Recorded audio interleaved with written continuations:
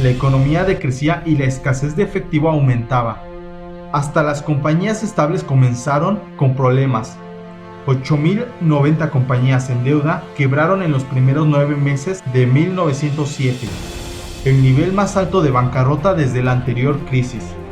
El dinero de la gente y sus ahorros de toda la vida se habían esfumado con la quiebra de estos bancos y cajas de ahorros. En medio de este panorama, apareció la única persona capaz de salvar la función: John Pierpont Morgan.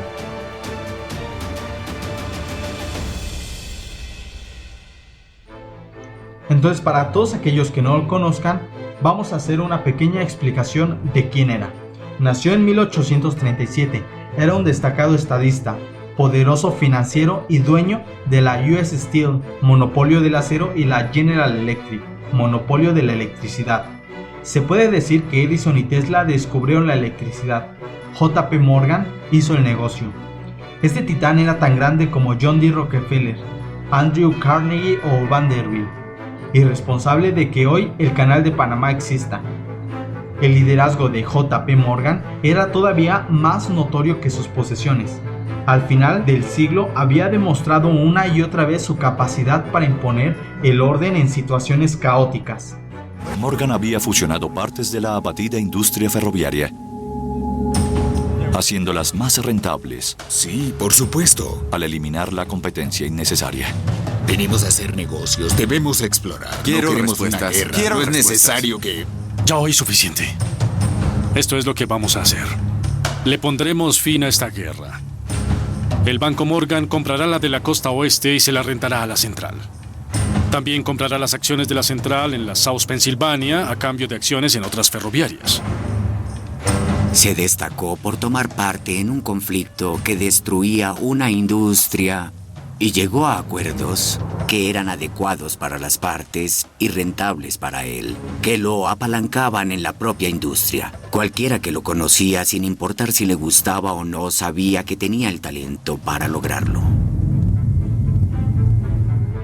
Morgan salió de su semirretiro para tratar de restablecer el orden en un sistema paralizado por la crisis.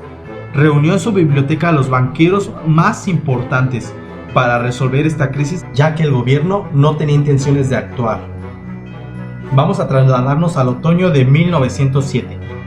Se está preparando una crisis de inseguridad. El declinante valor de las acciones significaba problemas para muchas instituciones financieras, especialmente para los trusts. Mientras que los bancos comerciales por lo general guardaban el 25% de los depósitos o de sus obligaciones en fondos de reserva, lo que se conoce hoy en día como reserva fraccionaria, los trusts no acostumbraban tal práctica. Dicho de otra forma, los trusts prestaban todo el dinero que los ahorradores depositaban y más. Recordemos que los bancos pueden prestar tanto dinero como deuda tengan, pero en esa época funcionaba un tanto diferente. Peor aún, en su afán por atraer ahorradores, los trusts pagaban tasas de interés sobre los ahorros muy arriesgadas. Además, como prestaban el dinero con el respaldo de valores en depósito, es decir, acciones, la fuerte caída de las acciones significaba que tenían cada vez menos garantías para respaldar los préstamos. Consciente de esto y de que los trusts estaban críticamente cortos de efectivo, los ahorradores empezaron a preocuparse por la seguridad de su dinero. Sábado 19 de octubre, Morgan entra en acción. Esta crisis se originó porque no existía agencia alguna que pudiera dar seguridad. No existía un banco central y nadie estaba facultado para conseguir el apoyo de los titanes de las finanzas de ese país.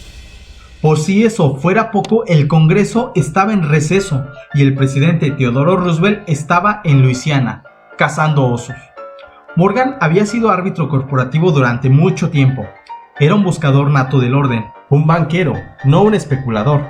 Apenas regresó de Virginia, citó inmediatamente a James Stillman del National City Bank y a George F. Banker del First National Bank. A este triunvirato se le unieron luego George Perkins, socio de Morgan, y otros jóvenes expertos en finanzas, Benjamin Strongs y Thomas Lemong del Banker Trust. Además, John D. Rockefeller, titán que no necesita presentación, Edward Harriman, un ejecutivo de los ferrocarriles, y el financiero Jacob Schiff se pusieron de inmediato a su disposición. Morgan no solamente era la estrella de este precipitado drama, sino también era su director. En 2 ocasiones anteriores, Morgan ya había salvado al país, interviniendo cuando el gobierno había fracasado en momentos de tensión fiscal. Por ejemplo, en 1877 el Congreso levantó la sesión sin destinar el dinero para pagarle a los soldados de la reciente Guerra de Secesión. Morgan ofreció hacerse cargo de la nómina de $550,000 mensuales y organizó un sistema de desembolso para pagar a los soldados. En 1895 rescató de nuevo al gobierno cuando la reserva de oro bajaron peligrosamente.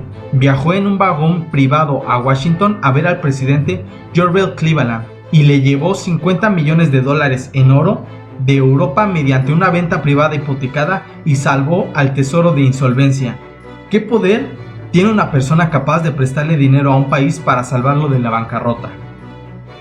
En esta nueva crisis su presencia se hizo necesaria nuevamente. El reto para Morgan era impresionante. La situación actual no tenía una solución fácil, si es que se le puede llamar fácil salvar 2 veces antes al gobierno de la bancarrota. La gran Knickerbocker Trust Company, con relevancia clave, podía terminar insolvente como el Banco Mercantil.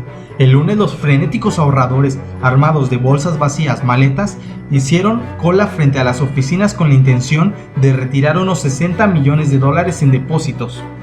Mientras esperaban, Morgan, quien también tenía dinero depositado en la Knickerbocker, pensaba si debía darles a los ahorradores todo su dinero. Morgan, el poderoso banquero, había sido apodado Júpiter, solo que ahora en verdad tenía poder sobre la vida y la muerte de los Trust. Después de un rato, Morgan concluyó que la Knickerbocker, que fue parte socio de los Haynes, estaba perdida, y luego de entregar $8 millones de su propio dinero, la compañía cerró. Señor Morgan, no será mucho ¿qué se tiempo. debe hacer en relación al pánico? No hay necesidad de sentir ¿Cree pánico. usted que estamos al borde de una depresión? No si actuamos con sabiduría. ¿Cuántas empresas se irán a la quiebra, señor Morgan?